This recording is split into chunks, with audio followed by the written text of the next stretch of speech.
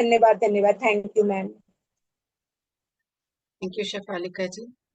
Masters, आप सबका बहुत बहुत स्वागत है एक बार फिर से। जिसका भी जन्मदिन है उसको जन्मदिन की बहुत बहुत शुभकामनाएं। जिसकी वेडिंग एनिवर्सरी है उसके लिए भी आपको बहुत बहुत शुभकामनाएं। मास्टर्स, जिस और भी कोई कार्य हैं आपके जीवन में जो सुंदर तरह से हो रहे हैं, कोई प्रगति कर रहा है तो कोई कुछ पा रहे हैं, चले जाएंगे ये जानते हुए कि एक प्रकाश जो हमारे भीतर उतर रहा है वही प्रकाश उन सब के ऊपर भी उतर रहा है। बस उनको आगे बढ़ना है उस प्रकाश की ओर। हमारे उत्सव से कहेंगे कि उन्हें मदद करें, मेरे उत्सव मदद करिए। इन सारे मेरे बिन बुलाए विचार, भावनाएं और या फिर जिनसे मैंने सीख लिया है उनको उनके कुछ तल तक पहुंचने में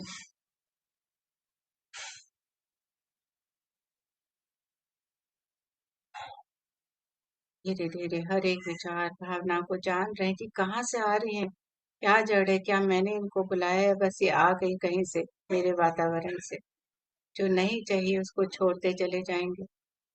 हर एक भावना, हर एक विचार, जो भी आपको नहीं चाहिए, जो भी आपके शरीर में है, वो भी अगर नहीं चाहिए उसे छोड़ते चले जाइए। इसी पल क्रोध, किसी भी तरह की घृणा, कामनाएं जो अब हमारे अंदर बसती चले जाती हैं बिन बुलाई, उन सबको, वासनाएं किसी भी तरह की हैं जो पता है कि बस चाहिए भी नहीं है हमें, बस आ गई हैं, उनको भी छोड़ देंगे। किसी भी तरह का हमारे अंदर कलह चल रहा है, वो सिर्फ हमारे अंदर है, बाहर सिर्फ हम उसको देखते हैं दूसरे में, लेकिन हमारे अंदर है। सबको छोड़ते चले जाएंगे। धीरे धीरे आप प्रकाश में होते जा रहे हैं और होते चले जा रहे हैं। जैसे जैसे हम ऐसे करते चले जाएंगे और आप देखेंगे कि आप हल्के हो गए हैं, बिल्कुल हल्के होते चले जा रहे हैं और पूरी तरह से वर्तमान में आते चले जा रहे हैं। ना अब पिछले का कोई हमें दुख है, ना आनंद, ना ही आने वाले की कोई फिक्र, ना डर। केवल वर्तमान को आनंद के साथ रहना। इस आनंद में आ जाइए वापस। परमात्मा ने हम सबको सिर्फ आनंद पाने के लिए बनाया और वही आनंद है हम। आप सब आनंद है, इसके अलावा कुछ भी नहीं। और जो कुछ भी है वो हमने पकड़ा है, उसको हमें छोड़ना है। वही है सरल समाधि। धीरे धीरे अपना ध्यान अपनी श्वासों पे ले आएंगे और देखना आरंभ करेंगे अपनी श्वासों को।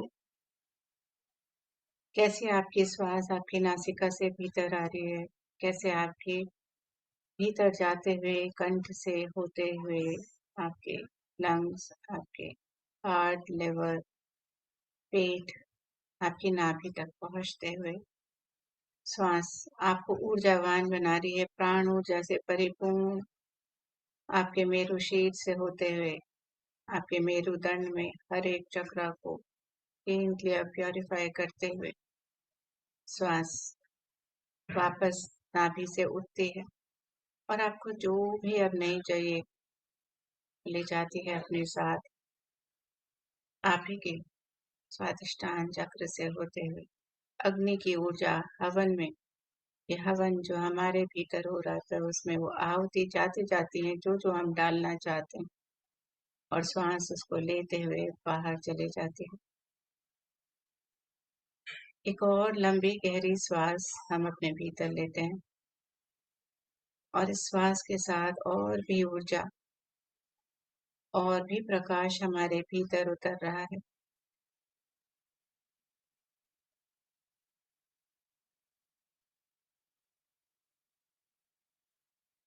तत्ता हुआ नाभि तक पहुंचा। एक बार फिर आपको जो नहीं चाहिए उसको छोड़ दें, उसको आहुति दे दें अपने भीतर के ओम में। और ये हवन जो हो रहा है अंदर हमारे भीतर श्वासों का, उसी में भस्म होते हुए जो भी हमें नहीं चाहिए, हमें बिल्कुल सरल बना रहा है, शांत बना रहा है, आनंद में लेकर आ रहा है। धीरे धीरे आप इसी को अनुभव करते हुए हम आवाहन करेंगे अपने गुरुओं का, साथ ही साथ परमपिता परमात्मा जगन्नाथ, जिनकी हम संतानें, उनको सत सत नमन करते हुए, धन्यवाद करते हुए प्रार्थना करेंगे कि वो हमें सदैव अपनी ऊर्जा क्षेत्र में रखें। कहेंगे कि मैं अपने उत्सव के अलावा बाकी सब के लिए अपनी और को लॉक करते हैं।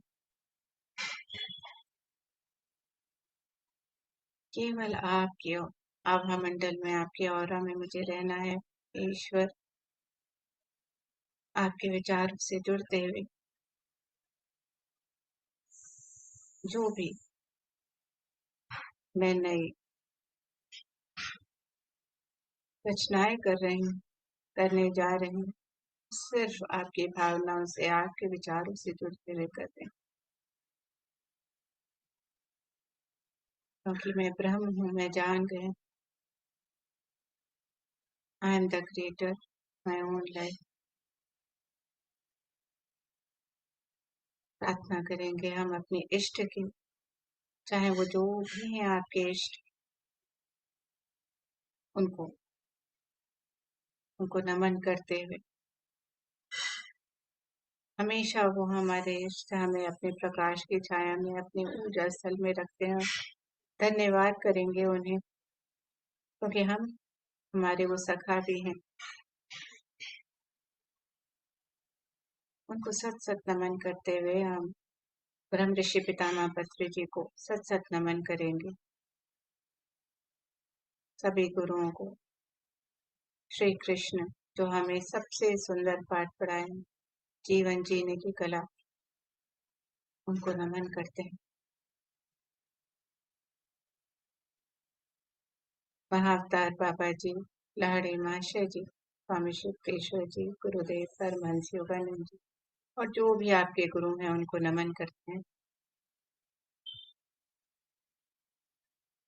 सभी ऋषि मुनि संत जिनकी बातें हम जान रहे हैं, ओशो जितने प्यार से हमें शिव सूत्र समझा रहे हैं, उनको सत सत नमन करेंगे, जुड़ेंगे महादेव शिव की ऊर्जा के साथ, ओशो की ऊर्जा के साथ। अपने भीतर उठ रहे प्रकाश देखते चले जाएंगे और देखेंगे कि आप पूरी तरह से सरल हो गए हैं।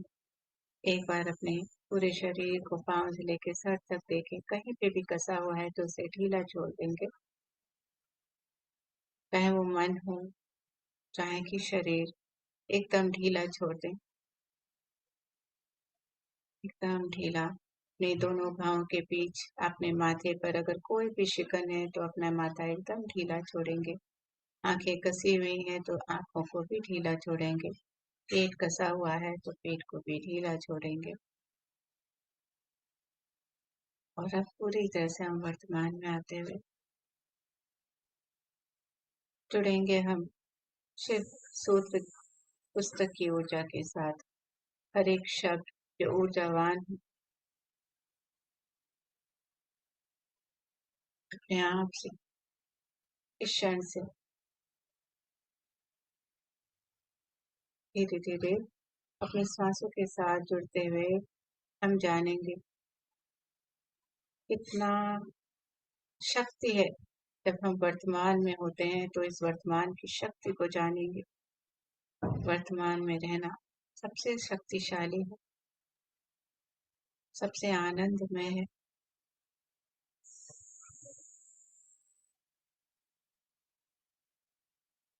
धीरे धीरे वापस आएंगे मास्टर्स, अपने श्वासों को फिर से जानेंगे एक बार कि अब कैसा है, क्या बदलाव है उनमें। अपने वातावरण को जानते हुए अपने शरीर में हो रहे स्पंदनों को जानेंगे कि कैसे हैं ये वाइब्रेशंस, कैसे लग रहे हैं मुझे स्पंदन। क्या ये आनंद देने वाले हैं?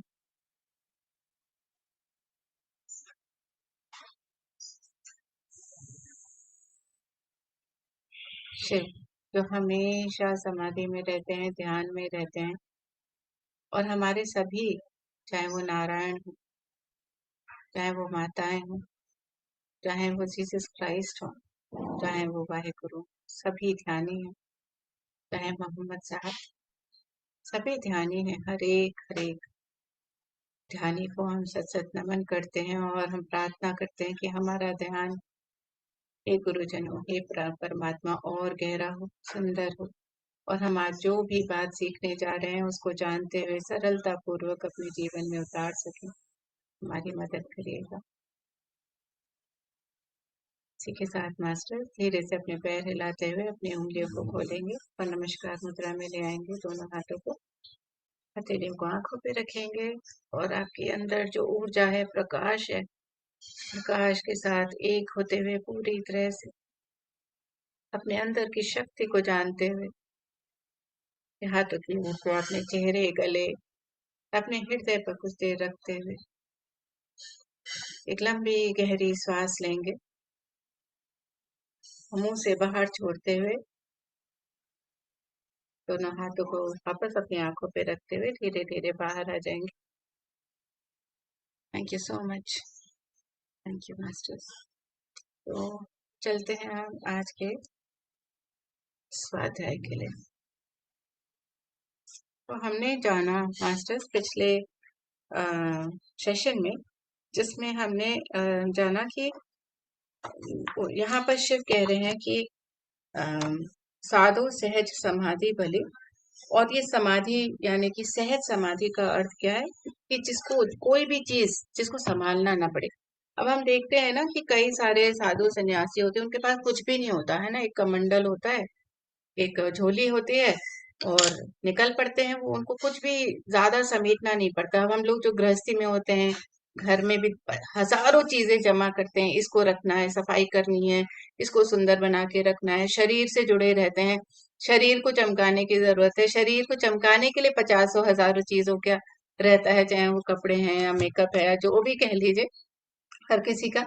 तो क्या है कि वो कहते हैं कि जिस भी चीज को हमें संभालना पड़े, चाहे वो शरीर है या फिर कोई भी हमारे आसपास का वातावरण में जो सामान है, हमने जो इकट्ठा करा है इस भौतिकता में रहने के लिए, किसी भी चीज को हम संभालेंगे तो थक जाएंगे, है ना। उसको उसको करने के लिए तो हम थकते हैं। अभी देखिए, हम थोड़ी देर, कुछ क्षण हम सिर्फ वर्तमान में रहे, सब कुछ छोड़ दिया पिछला और अगला, तो हम सरल हो गए हैं ना थोड़ी देर के लिए कि हाँ, सारा झंझट छोड़ो अभी थोड़ी देर के लिए, क्योंकि वो झंझट हमने इकट्ठा किया हुआ है ना। तो ओशो ने हमें यहाँ पर जो उन्होंने बताया कि कबीर हैं, जो ओशो यहाँ कबीर को कोट करते हैं और कहते हैं कि बार बार कबीर कहते हैं साधो सहज समाधि भली। क्यों कहते हैं कबीर? क्योंकि कबीर कभी जुड़ते ही नहीं थे किसी भी चीज से, उनको इकट्ठा करने का शौक नहीं था, ना ही वो किसी समुदाय से जुड़े थे, ना ही किसी रिलीजन से। वो तो सहज रहते थे कि बस ये मुझे शरीर मिला है, शरीर से भी नहीं जुड़ते थे वो, सिर्फ परमात्मा से जुड़ते थे। इसीलिए हमने पिछली बार जाना था कि कबीर से जब किसी ने पूछा कि आपको कभी पूजा करते तो देखा नहीं, मंत्र जपते तो देखा नहीं, तो उन्होंने कहा कि मैं हमेशा परमात्मा में एक रहता हूँ, तो मुझे अलग से करने की आवश्यकता नहीं। मैं जो भी कार्य करता हूँ वो परमात्मा में रह करके ही करता हूँ, है ना। चाहे मैं वो आ, आ, आ, ये रुई में से धागा निकाल रहे हैं या रुई खूंद रहे हैं या कोई भी और कार्य कर रहे हैं, वो कहते थे मैं परमात्मा के साथ हमेशा एक हूँ, इसलिए मुझे अलग से करने की जरूरत नहीं है। तो वही हमने ये जाना कि सहज समाधि का क्या मतलब है, यानी कि एकदम सरल हो जाओ, जो भी है ना अपना उसकी फिक्र मत करो। क्योंकि हमने ये ये भी जाना था कि जो शिव तुल्य हो गया, जिसका सारा आचरण साधना हो जाता है। शिव तुल्य कौन है? वो व्यक्ति जो समदर्शन में उतर जाता है, यानी कि जो अपने अंदर देखना शुरू करता है ना, जो पूरी तरह से अपने को आत्मा रूप में देखना शुरू करता है, अपने संभाव में हो जाता है, यानी कि सबसे एकीकृत हो जाता है ना, संभाव में रहता है, सब में परमात्मा को देखता है, अपने भीतर भी और दूसरों में भी। तो जब हम संभाव में आ जाते हैं, हम जब समदर्शन में उतर जाते हैं, तब वो शिव तुल्य हो जाता है। आप कुछ भी, यानी कि अगर आप टेबल पे भी बैठे हैं, अपनी चेयर पे भी बैठे हैं। आप हमने ये अगर कोई भी अगर उसको और गहरा से समझना चाहेगा तो ऑटोबायोग्राफी ऑफ योगी में भी बहुत सुंदर तरह से वो एक्सपेरिमेंट बताया है, जहाँ जगदीश चंद्र बोस ने किया है अपने लैब में, कि उन्होंने दिखाया कि किस तरह से एक टिन जो होती है, टिन का एक पत्तल उन्होंने ली और कैसे वो भी रिएक्ट करता है, उसमें भी भावनाएं होती हैं। ऐसे उन्होंने लकड़ी में दिखाया, उन्होंने फूल पत्तों में दिखाया है करके, कि वो इतना सुंदर तरह से कि सब में भावनाएं होती है, सब रिएक्ट करते हैं, सबको दर्द होता है। तो जब हम ऐसे संभाव में आ जाते हैं कि हम अपनी टेबल को भी बहुत प्यार करें, अपनी चेयर को भी बहुत प्यार करें, अपने घर के फर्नीचर को भी, और अगर हमारे आसपास के पेड़ पौधे हैं, जानवर हैं, उनको भी हम संभाव में देखें, सुबह उठें तो अपने बेड को बहुत थैंक यू बोलें, ग्रैटिट्यूड दें कि उसने हमें रिलैक्स किया।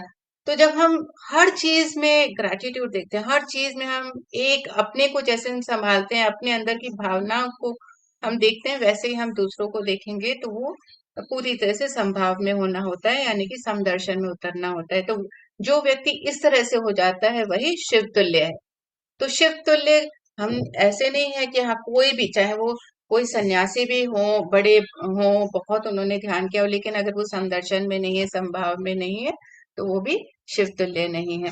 है ना? तो शिव तुल्य हमें अगर करना है तो अपने ऊपर बहुत सारा काम करना है, क्योंकि हमने बहुत सारे जन्मों से बहुत कुछ इकट्ठा कर लिया है, बहुत सारी कंडीशनिंग कर ली है, अब उसको छोड़ना है मास्टर्स।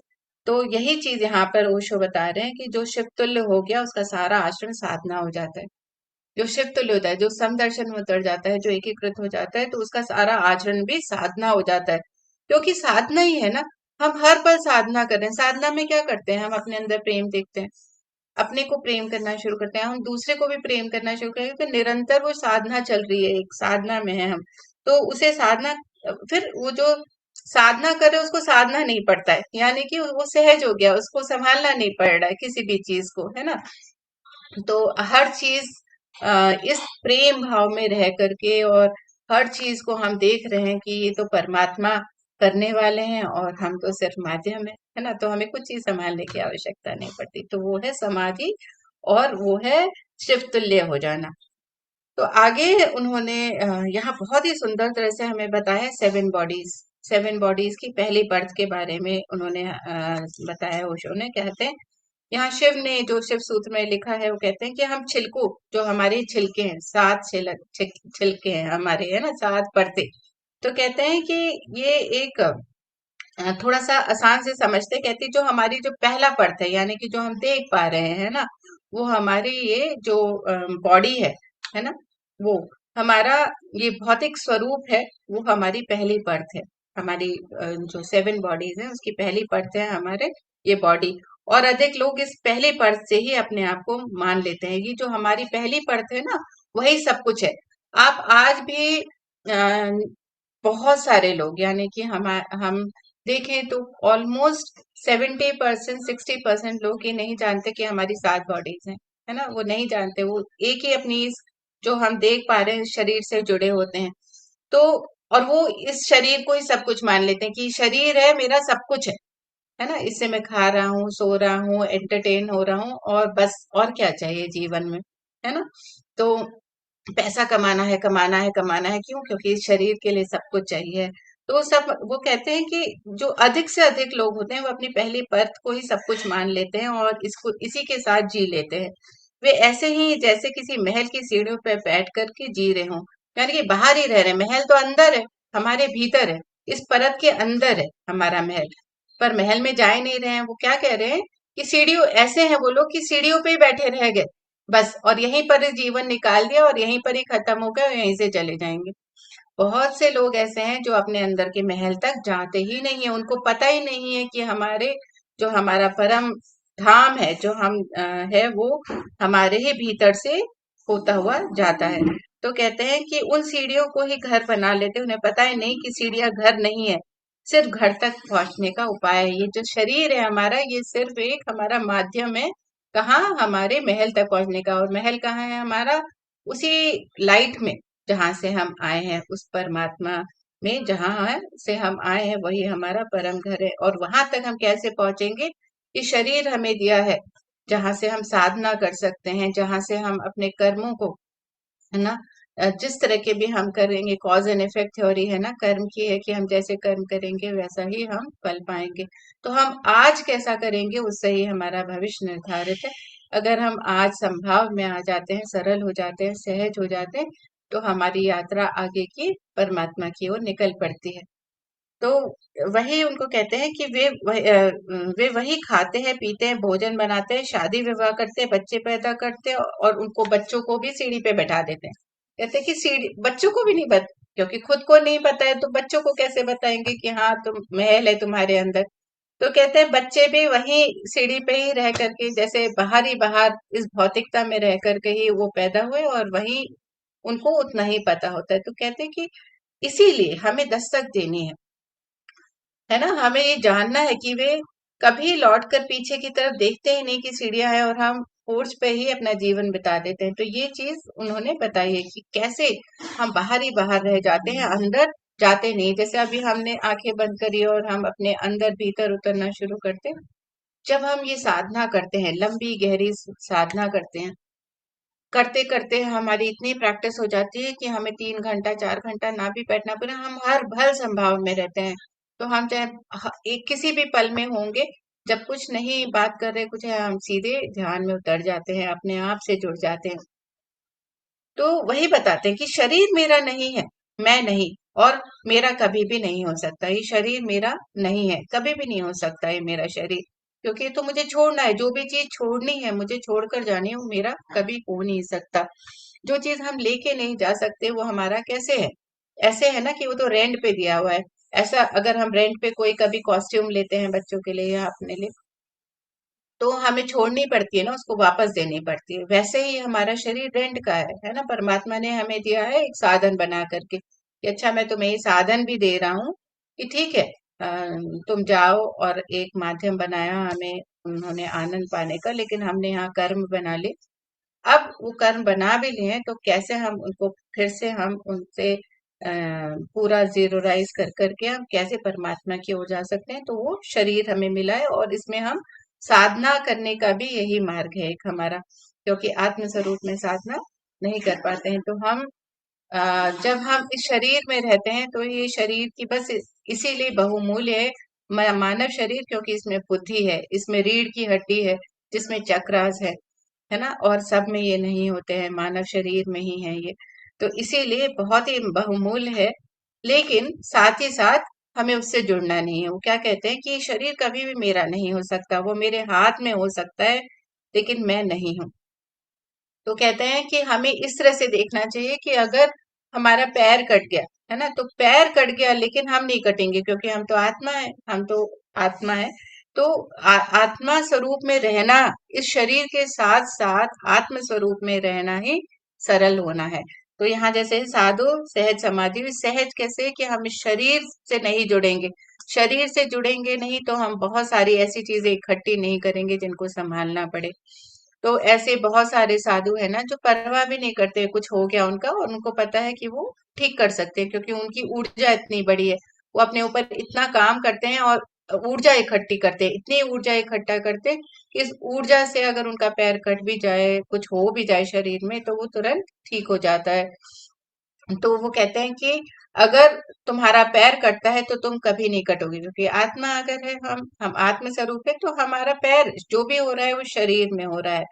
अगर आंखें चले जाए, कान खो जाए, हाथ टूट जाए, तुम्हारे पूरेपन में जरा भी अंतर नहीं पड़ता, क्योंकि शरीर अपंग हो जाता है लेकिन तुम पूरे ही रहते हो। आत्मा हमेशा पूरी ही रहती है। इसीलिए वो कहते हैं, एक बहुत ही सुंदर चीज है यहाँ पर कि हम हमेशा कहते हैं अपने को अप्रिशिएट करो, अपने को हम अ, हमें जो भी हमारे हमें दिया है परमात्मा ने, जैसा भी शरीर दिया है हमें, जो कुछ भी दिया है हमें उसको हमेशा उसके लिए धन्यवाद कृतज्ञता भाव रहनी चाहिए, अप्रिशिएट करना चाहिए उसको। क्यों कहते हैं? क्योंकि इसीलिए शायद कुरूप से कुरूप आदमी भी भीतर से अपने को कुरूप नहीं मानता, अगर वो आत्म स्वरूप रहेगा व्यक्ति। अब अष्टवक्र की बात देखिए, अष्टवक्र अपने आप को कितना महत्व देते थे अपने शरीर, चाहे उनके अष्टवक्र के 8 ऐसे शरीर में ऐसे टेढ़ापन था जहां पर 8 जगह से है ना, तो उनके वक्र थे यानी कि 8 जगह में, लेकिन फिर भी वो अपने आप को कभी नहीं नीचा देखा, उन्होंने अपने ज्ञान पे महत्व दिया, उन्होंने अपने आत्म स्वरूप को उन्होंने महत्व दिया। तो जो ज्ञानी है, जो अपने आत्म भाव में रहता है, वो व्यक्ति अपने को कभी कुरूप नहीं मानता। तो मास्टर्स हमें भी अपने आप को, चाहे आपको कैसा भी परमात्मा ने बनाया है, कुछ भी है, आप बहुत सुंदर हैं। याद रखिए कि आप बहुत सुंदर है। अगर मन सुंदर है तो कहते हैं अगर तुम भीतर से सुंदर हो तो तुम सुंदर हो। तो हमें अपने भीतर पे काम करना है। और शायद इसीलिए वो कहते हैं कि कई लोग ऐसे होते हैं जो अपने को आत्म स्वरूप नहीं देखते हैं, सिर्फ शरीर से जुड़े होते हैं, अपनी पहली परत से जुड़े होते हैं। तो वो अपने सुंदर होते हुए भी अपने आप को कई बार कुरूप मानते हैं, है ना? और वो राजी हो जाते हैं, दूसरा उसको बोलता है कि तुम कुरूप हो, तुम्हारे में ये कमी है, तो वो राजी हो जाता है, हाँ मुझ में ये कमी है ना? तो वो कहते हैं कि जो अगर आसपास के व्यक्ति उसको कुछ भी बोल देते हैं, कई बार माता पिता बोल देते हैं, अपने ही परिवार के बोल देते हैं, तो उसके मन में बैठ जाता है कि मैं कुरूप हूँ। लेकिन वो कुरूप नहीं है, क्योंकि उसका अगर हृदय सुंदर है, अगर उसका मन सुंदर है, तो वो बहुत सुंदर है, बहुत सुंदर है। तो ये चीज हमें जानना चाहिए कि बुरे से बुरा आदमी भी एक भीतरी झलक में भरा रहता है कि मैं शुभ हूँ, कैसा भी है। अगर उसने, देखिए कई बार ऐसा होता है कि किसी व्यक्ति ने गलती करी होती है, कुछ बुरा काम किया होता है, लेकिन उसमें एक्सेप्टेंस नहीं होती है कि हाँ मैंने बुरा काम किया है ना। वो कहता है नहीं मैं तो सही हूँ, क्योंकि उसने उस हिसाब से किया। तो वो क्या कह रहे हैं यहाँ पर कि वो व्यक्ति अपने आप को, क्योंकि उसने एक्सेप्ट नहीं करा है ना कि मैं गलत हूं, अगर उसने चोरी भी की, किसी को मार भी दिया, लेकिन उसे उसके अंदर एक्सेप्टेंस नहीं आ रही है। तो इसी तरह से अगर कोई कुरूप है, अगर किसी, मान लीजिए कुछ भी, कुरूप तो कोई भी नहीं होता है, सबको परमात्मा ने बनाया और सबको बहुत सुंदर बनाया है अपनी जगह में। तो कहते हैं कि लेकिन जिस तरह से वो व्यक्ति एक्सेप्ट नहीं कर रहा है कि हाँ मैं चोर हूँ, उसी तरह से आप कैसे एक्सेप्ट कर सकते हो कि आप कुरूप हो? क्योंकि वो व्यक्ति अपने आप को चोर रूप में नहीं देख रहा है, आप भी इस भौतिक रूप में अपने आप को नहीं देखोगे, तो आप भी बहुत सुंदर हो। तो कहते हैं आज कोई भी है, कैसी भी, कितनी भी घटनाएं ऐसी घटती हैं, तो उसमें उसमें होता है कि अ, ऐसा है, वो बताते हैं कि आसपास तुम्हारे परिवार में, पड़ोस में, गांव में लोग मरते हैं, अलग चीज उन्होंने बताई, लेकिन तुम्हें कभी एहसास नहीं होता कि मैं मरूंगा, है ना? हम बहुत बार, एक अलग बात उन्होंने बताई है कि हम देखते हैं आस पड़ोस में कोई ना कोई अपने शरीर को छोड़ करके जा रहा है, लेकिन क्या हम उनको देखते हुए कभी सोचते हैं कि हम मरेंगे? हम उनके लिए विपदा करते हैं, अरे वो चले गए, वो चले गए, है ना? पर ये स्थिति हमारी भी एक दिन आएगी, ये दिमाग में नहीं आता है बहुत जल्दी।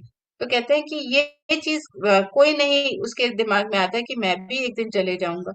जरूर कोई गहरी बात होनी चाहिए, कोई ऐसी बात होनी चाहिए जिसकी वजह से मुझे लगे हाँ मैं आज नहीं तो कल चले जाऊंगा, चाहे कोई बीमारी हो या कुछ हो, तब आपको लगेगा कि हाँ मैं भी मर सकता हूँ। वरना ये बात नहीं आती कि हाँ कल मैं भी चले जाऊंगा, जो गया है उसी के लिए ही आदमी रोता रहता है, जबकि वो तो आत्म स्वरूप हो गया, वो तो अपने शरीर का काम करके निर्वृत्त हो गया। तो इसी तरह से वो कहते हैं, और कारण यह है कि भीतर जो है वो कभी मरने वाला नहीं है। तो जो रो रहे हैं सिर्फ शरीर चले गया उनके लिए, वो ये नहीं जानते कि सिर्फ शरीर गया है, जो जो भीतर है वो कभी मरने ही वाला नहीं है। यानी कि हमारे अंदर जो है, जो भी चीज हमारे अंदर है ना, चाहे वो ज्ञान है हमारे अंदर, चाहे हमारी आत्मा है, ये जो प्राण ऊर्जा है हमारे अंदर, तो वो जब तक है हमारे अंदर तब तक हम मरने वाले नहीं है, कभी भी हमारी आत्मा मर नहीं सकती। तो तुम कितने ही शरीर के साथ जुड़ जाओ, तो भी तुम शरीर नहीं हो गए। वो भीतर की सच्चाई तुम कितनी भी झुटलाओ, झूठी नहीं हो सकती कि हम आत्मा है। कितना ही नशा हो तो भी भीतर का स्वर, सत का स्वर गूंजता ही रहता है। और आगे वो कहते हैं, तो मैंने कहा तो यहाँ पर कि तुम ऐसे जीते हो जैसे सदा यहाँ जीना है। हम क्या सोचते हैं, हम जब इस शरीर से जुड़े होते हैं, वो अगली बात बता रहे हैं कि अच्छा, सबसे पहले उन्होंने क्या बताया कि हम बाहर ही रह जाते हैं, भौतिकता से ही जुड़े रह जाते हैं, साथ सामान जो भी हमारे घर का हो या शरीर से जुड़ा उसी में रह जाते हैं। दूसरा वो कहते हैं, अभी हमने जो जाना कि हमें कोई बाहर से हमें कोई भी कुछ कहता है ना, हमने चाहे हम कैसे कपड़े पहने हो या हमारा शरीर में कुछ है थोड़ा सा विकार, तो अगर कोई कह दिया तो हम सोचते हैं कि हम भी अच्छे नहीं लग रहे हैं या कुछ है, हम दूसरों के हिसाब से जीते हैं, क्योंकि वो सिर्फ बाहर का देख रहे हैं, बाहरी पर्थ से देख रहे हैं। और हम भी सिर्फ अपनी अगर बाहरी पर्थ से जुड़े हैं तो हम भी ये मान लेते हैं कि हम भी सुंदर नहीं है, हम भी कुरूप है। और तीसरी चीज वो जो बताई उन्होंने यहाँ पर, वो बता रहे हैं कि यहाँ कि हमें ऐसे जीना चाहिए, कभी हमें ऐसे कि हम सदा ही, तुम ऐसे जीते हो जैसे सदा यहाँ जीना है। हम हमेशा ऐसे सोचते हैं कि हाँ बस यही है जगह, ये धरती है जहाँ पे हम पैदा हुए हैं, बस हमेशा हमें यहीं रहना है। इस तरह से हम जीना शुरू कर देते हैं। और बहुत जन्मों से हमें ऐसा लगता है कि हमने शराब, मतलब वो कैसे बता रहे हैं कि ऐसा है कि जैसे बहुत जन्मों से तुमने शराब पी रखी है और अभी भी उस नशे में हो कि यहीं पर ही रहना है और यहीं जीना है, इसीलिए बहुत सी भूलें होती हैं। मजबूत मकान बनाते हो जैसे सदा यहाँ रहना है, हम इसको और लीपापोती करते हैं, हम शरीर के में बहुत ध्यान देते हैं ऐसे कि हमें बस इसी पर ही हमें रहना है। लेकिन शरीर तुम्हारा नहीं है, तुम नहीं, शरीर में तुम हो। कहते हैं शरीर तुम्हारा है, तुम नहीं। हमारा ये शरीर है पर ये शरीर हम नहीं है। शरीर में तुम हो, है ना। शरीर में हम है, यानी कि हम जो हमेशा से हैं, परमात्मा, परम पिता परमात्मा कहते हैं ना, परम आत्मा के हम आत्माएं हैं। परम परमात्मा से जो आत्माएं आई हैं धरती पर, उन्हीं की संतानें हम वो हैं। तो हम वो भूल जाते हैं कि इस शरीर के अंदर जो हमारा सच्चा स्वरूप है वो बसता है, उसको हम भूल जाते हैं। वो कहते हैं ये याद रखो कि शरीर तुम्हारा है, तुम नहीं हो। शरीर में तुम हो लेकिन शरीर ही तुम नहीं हो। शरीर ही तुम नहीं हो, शरीर पहली परत है जिसे तदात्म्य हो गया, उसके साथ तुम बहुत दिन तक रहे हो, जोड़ा गया हो। तो ऐसे वो कहते हैं कि इस तरह से हम जब हम पूरी तरह से अपने शरीर के साथ जुड़ जाते हैं तो हम ये भूल जाते हैं कि हमारा सच्चा स्वरूप क्या है। और इसी तरह से वो यहाँ पर एक राजा जनक की कहानी बता रहे हैं, अष्टवक्र की ही। देखिए अभी मैं तो कहते हैं कि बड़ी पुरानी उपनिषदों की कथा है कि सम्राट जनक ने पंडितों की एक बड़ी सभा बुलाई, सभी आत्मज्ञानियों को निमंत्रण भेजा राजा जनक ने। और वो चाहता था कि परम सत्य के संबंध में कुछ उद्घाटन हो जाए। तो राजा जनक ने बहुत सारे ज्ञानियों को बुलाया, आमंत्रित किया, राजाओं पंडितों को बुलाया। और जो भी परम सत्य को उद्घाटित करेगा उसके लिए उसे बहुत धन धान्य भेंट करने के लिए आयोजन किया गया था। लेकिन ये निमंत्रण भी उन्हीं को पहुंचे जो ख्यातम थे, जो कि जिनकी बहुत प्रसिद्धि थी, उनके पास ये निमंत्रण पहुंचे। और स्वभावतः जिनके हजारों शिष्य थे ऐसे पंडितों को बुलाया गया था, कि जिनके बहुत सारे डिसाइपल्स होते हैं ना, जैसे हम देखते हैं किसी किसी के पीछे जिन्हें लोग जानते हैं, जिनको जिन्होंने शास्त्र लिखे हैं, जिनके पंडित की चर्चाएं हैं, जो वाद विवाद में कुशल हैं, है ना, उनको निमंत्रण पहुंचे थे। तो राजा जनक ने जब अपना बोला होगा अपने मंत्री से कि जाओ निमंत्रण लेकर आओ पंडितों को, तो उन्होंने सोचा ऐसे लोगों को बुलाया जाए।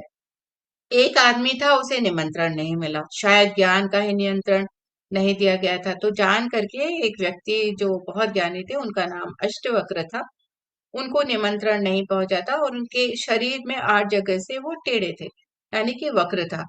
उसे देख करके ही अप्रीतिकर होता था। तो जो देखते थे ना, तो वो सोचते थे ये व्यक्ति में क्या होगा, हीन भावना से देखते थे। जैसे कहते हैं ना कि हमें बुक को बाहर के कवर से जज नहीं करना चाहिए, तो लोग का ये एक होता है कि वो बाहर से देखते हैं और लोगों को वो जजमेंट आता है।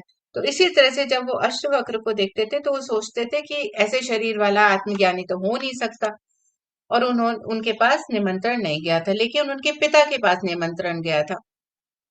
तो जब कुछ काम आ गया, जब ये सभा चल रही थी, तो कुछ काम आता है और वो अपने पिता से मिलने के लिए राजा जनक के दरबार में पहुंच जाते हैं, जहाँ ये सारे पंडित बैठे थे और उनमें उनके पिता भी थे। तो जब वहां पहुंचते हैं, तो जब वो अंदर घुसे तो पंडितों की संख्या इकट्ठी थी, राजा जनक का दरबार चलने लगा था। और जब सब लोग देखे, जितने भी पंडित वहां पर थे, उनमें से बहुत लोग उनको देख करके हंसने लगे। और कहते हैं वो हंसने योग्य था, सब लोग मानते थे कि वो हंसने योग्य था, उसको देख करके हंसना। तो उसका शरीर निश्चित ही रूप से कुरूप कुरूप था, 8 जगह से टेढ़ा था। चले तो ऐसा कोई लगता था कि कोई मजाक कर रहा हो, और बोलते थे तो लगता था व्यंग कर रहा हो। तो उनके लिए, लोगों के लिए, जो भी वहां पंडित थे ना, वो उनको मजाक समझ लिया था उन्होंने, ऐसा लग, और वो सब खिलखिला के हंसने लगते हैं। उनकी खिलखिलाहट की हंसी से सभी चुप। तो जब वो हंस रहे होते हैं, तो ये अष्टवक हंसना शुरू कर देते हैं, जोर जोर से हंसना शुरू करते हैं। देखते हैं कि सब हम मुझ पे हंस रहे हैं, वो जोर जोर से हंसना शुरू कर देते हैं। तो अब जो हंस रहे थे उनको लगता है कि हाँ, हमें तो पता है कि हम किस लिए हंस रहे हैं, पर ये क्यों हंस रहा है ना? वो सोचते हैं ये क्यों हंस रहा है। तो उनके खिलखिलाहट की हंसी, अष्टवक्र जब खिलखिलाहट की हंसी के साथ रखते हैं तो सारे चुप हो जाते हैं, सभी हैरान हो जाते हैं। तो राजा जनक उनसे पूछते हैं कि राजा जनक ने पूछा, ये लोग क्यों हंस रहे हैं?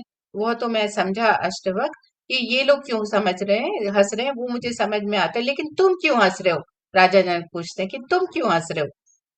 तो कहते हैं, अष्टवक्र ने कहा, मैं इसलिए हंस रहा हूँ कि यह चमारों की सभा है, सभा को तुमने पंडितों की समझा है। कहते हैं कि मैं, ये जितने भी हैं ये चमारों की सभा है और उन सबको आप पंडित समझ रहे हैं, इसलिए मैं हंस रहा हूँ राजा जनक। तो ये सब चमार हैं, इनको शरीर ही दिखाई पड़ता है, सिर्फ इनको शरीर दिखाई पड़ रहा है, चमड़ी दिखाई पड़ रही है, ये सब ज्ञानी नहीं है, ये सब पंडित नहीं है। मैं जो कि हाँ सबसे सीधा हूँ, वो इन्हें अष्टवक्र दिखाई पड़ रहा है। कह रहे हैं कि मैं जो यहाँ सबसे सीधा हूँ, है ना, वो ही सब इनको अष्टवक्र दिख रहा है, और ये सब तिरछे हैं, ये सब तिरछे हैं बोलते हैं, तो इसीलिए मैं हंस रहा हूँ। और तुम इनसे अगर ज्ञान की आशा रख रहे हो जनक, तो तुम रेत में से तेल निचोड़ने की कोशिश कर रहे हो। ज्ञान चाहिए तो मेरे पास आ जाना, ऐसा कहते हो राजा जनक से। और अष्टवक्र ने ठीक कहा, लेकिन यह होता है क्योंकि बाहर की आंखें बाहर ही देख सकती हैं, तुम भी बाहर की आंखों से परेशान हो। तो कहते हैं जैसे वो पंडित थे, पंडित नाम के पंडित, लेकिन उनको सिर्फ बाहर की जो हमारी बाहरी बॉडी है ना, हमारा भौतिक शरीर वही दिख रहा था, और उनके अंदर का ज्ञान जानने की भी कोशिश नहीं करी उन पंडितों ने। उसी तरह से हम में से बहुत लोग होते हैं जो सिर्फ बाहर को देखते हैं, सिर्फ बाहर देख करके ही हमारे अंदर आकर्षण आ जाता है। कई बार आजकल का ज़माना है, इस समय में तो हम देखते हैं कि हाँ, फ़िल्म स्टार हैं, है ना? बहुत सारे मॉडल हैं, दुनिया भर के लोग हैं जो आकर्षित करते हैं। और उनको देख-देख करके आदमी बड़े परेशान हो जाता है। बहुत सारा आदमी जो अपने शरीर से जुड़ा होता है कि अरे! हम में ये नहीं है, हम में वो नहीं है ना? तो वो कहते हैं नहीं, हमेशा हमें अपने भीतर देखना है, अपने अंदर देखना है। तो कहते हैं आश्चर्य नहीं, तुम भी अपने आप को मान लेती हो कि मैं शरीर हूँ, तो आश्चर्य नहीं। आश्चर्य तो तब होता है जब तुम इन लोगों की आंखों से बच पाते हो और पहचान पाते हो कि मैं शरीर नहीं हूँ। तो कहते हैं तब आश्चर्य करना जब तुम इन लोगों की आंखों से बच जाओ, जो बाहर सिर्फ चमड़ा देख रहे हैं हमारा, उनकी आंखों से बचकर तुम अपने भीतर की रोशनी, अपने प्रकाश को देखो, तब तुम आश्चर्य हो क्योंकि तुम उनसे अलग हो। तो ये चीज उन्होंने बताया कि समाज से मुक्त होने का यही अर्थ है। समाज से मुक्त होने का अर्थ है हिमालय में चले जाना नहीं। समाज से मुक्त होने का अर्थ है चारों तरफ भीड़ की आंखें तुमसे जो कहती है उससे मुक्त हो जाना। कहती है जो ये भीड़ है, उनकी आंखें तुमसे कुछ भी कहती हैं, तुमको कम कम आंकती हैं, तुमको कई बार झूठी प्रशंसा करती हैं, और तुम सोचते हो तुम बहुत सुखी हो, है ना? तो ये सुख और दुख है, वो भौतिकता की चीजें हैं। आनंद चाहिए तो हमें इन सारी चीजों से जुड़ना नहीं है, भीड़ से भीड़ से हमें कुछ लेने की आवश्यकता नहीं है। अगर तुम अब स्वयं अपने भीतर जान रहे हो, तो तुम्हें अपने बारे में सबसे सुंदर पता रहेगा।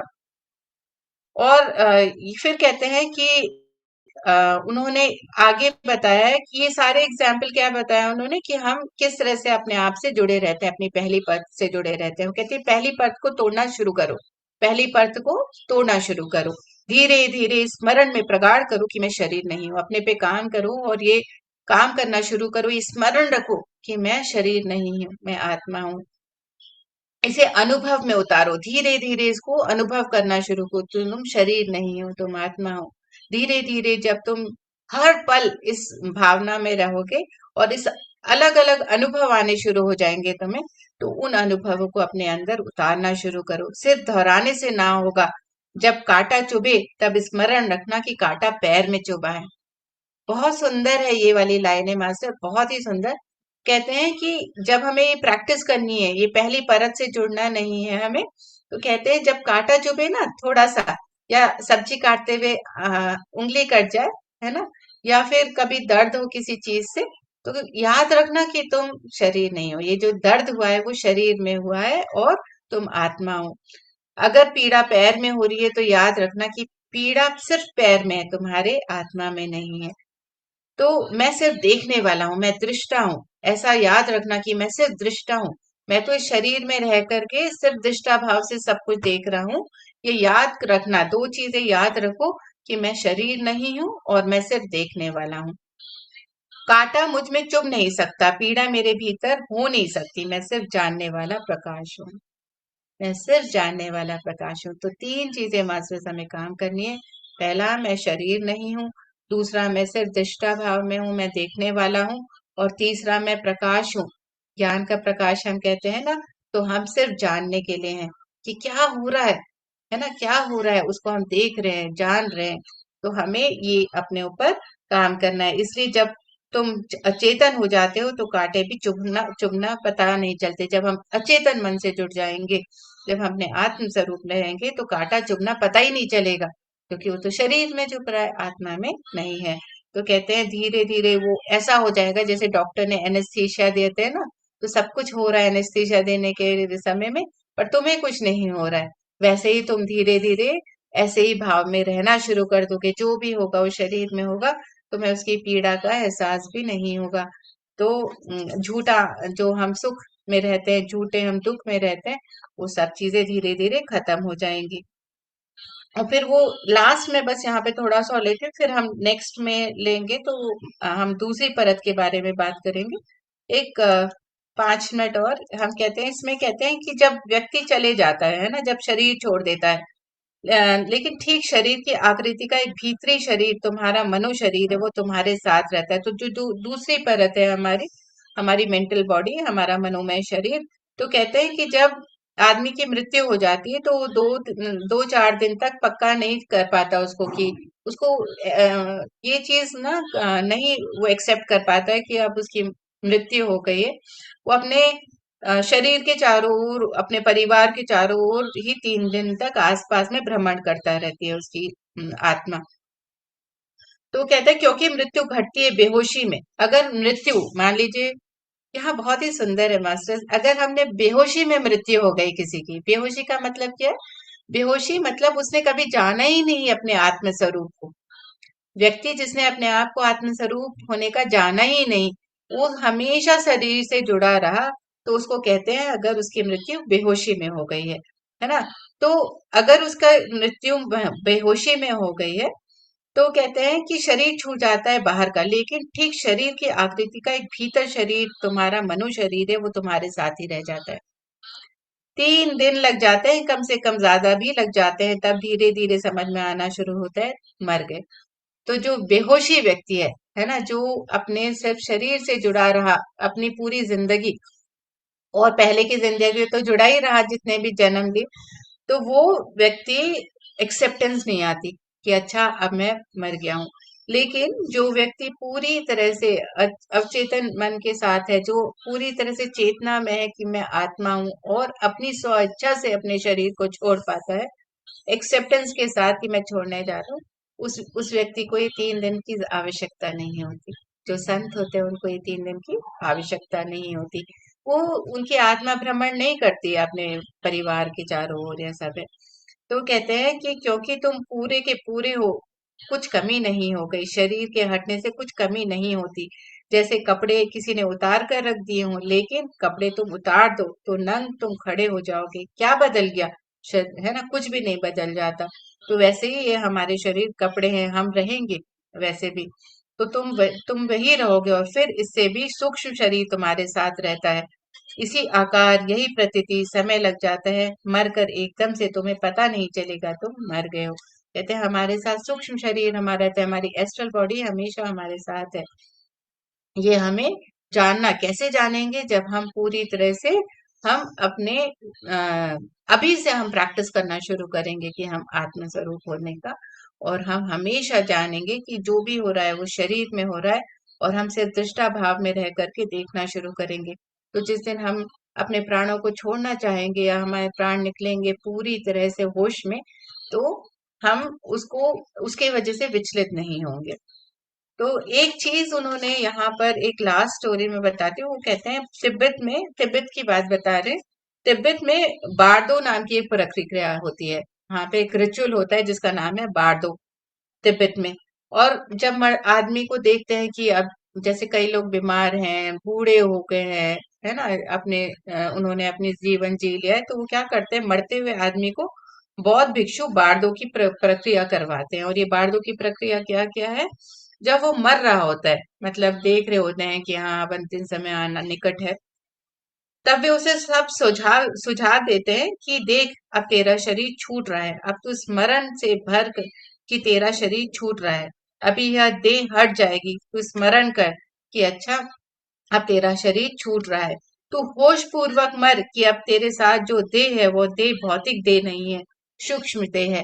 तो कहते हैं कि तो वो स्मरण कराते हैं कि ये जो शरीर है ये भौतिक देह छूट भी जाएगी, लेकिन तुम सूक्ष्म देह हो, तुम एक एस्ट्रल बॉडी हो, तुम एक सोल हो। अब तूने शरीर छोड़ दिया, अब तेरे सामने विकल्प है कि तू किस तरह से गर्भ को ग्रहण करे।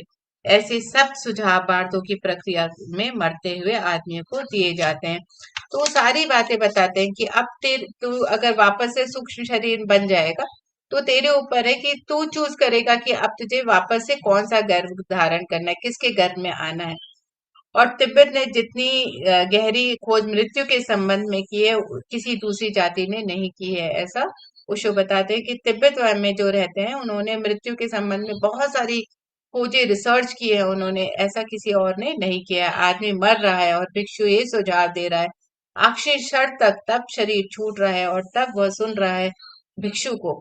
यहाँ आदमी मर जाएगा और भिक्षु बोले चले जाएगा, तुम कहोगे अब तुम किससे बोल रहे हो, अब बंद करो, आदमी तो मर गया। पर भिक्षु अभी भी बोला जाएगा, क्योंकि अब अब तुम्हें मर गया। अब आदमी भिक्षु को अभी भी नहीं मरा है और यह आदमी अभी भी सुन रहा है, क्योंकि इससे कोई फर्क नहीं पड़ता कि शरीर छूट गया या अभी भी सुन रहा है। जैसे अभी हम लोग के यहाँ पर भी भारत में खासकर उनकी सनातन धर्म जो फॉलो करते हैं, चाहे वो हिंदू हो, तो भगवत गीता में जो ये लिखे हैं, है ना, भगवत गीता का पाठ यही बताता है कि तुम आत्मा हो तो चिंता नहीं करो। तो यही चीज वहां पे तिब्बत में इस बार्तो नाम की प्रक्रिया की जाती है, और इससे अगला जन्म प्रभावित किया जाता है, ऐसा वो मानते हैं। और ये मानते हैं कि ये आत्मा अब कैसा घर में आएगी, ये वो प्रिपेयर हो जाती है, इस प्रक्रिया के द्वारा वो प्रिपेयर हो जाती है। और इस जन्म को मोह और आसक्ति से मुक्त किया जाता है, इस तरह से। तो ये एक जो प्रक्रिया है वो वहां पर होती है। तो कहते हैं काश तुम लोगों के सुझाव फेंक सको तो आत्मज्ञान बहुत दूर नहीं है। फिर आगे वो यही चीज बता रहे हैं कि हमें किस तरह से हमेशा हमेशा इस भाव में रहना चाहिए। तो मास्टर्स आज हम यहीं तक करते हैं, जो हमने जाना है उसको हम फॉलो करने के अभ्यास करेंगे। और हम आगे जानेंगे और भी बहुत सुंदर तरह से और बातें जो लिखी हैं शिव सूत्र में। शिव सूत्र एक जैसे हम कहते हैं ना कि जैसे हम सनातन धर्म की बात करें तो भगवत गीता हमें सिखाती है कि कैसे हमें जीना चाहिए। शिव सूत्र हमें बताता है कि कैसे हमें ये जीते हुए हमें किस तरह से जीना चाहिए और कैसे हमें मरना चाहिए और कैसे हम परमात्मा में एक हो सकते हैं वापस से। तो बहुत ही सुंदर है, उसमें हर एक चीज छोटी छोटी जो बातें लिखी गई हैं उसको अगर हम अपने जीवन में उतार लें तो हमारी यात्रा बहुत सुंदर हो जाएगी। थैंक यू, आप सबका बहुत बहुत धन्यवाद मुझे सुनने के लिए और ये मुझे अपॉर्चुनिटी देने के लिए। मैम, आपने अष्टावक्र के बारे में आपने कहानी बहुत अच्छा बोली। मैं इसके ऊपर सेशन ली हूँ, इसी हम्म, चैनल पर दिव्य देवभूमि पे ही ली। आप भी तो सेशन ज्वाइन किए थे हाँ, अष्टावक्र, जब यस, मैं कर रही थी।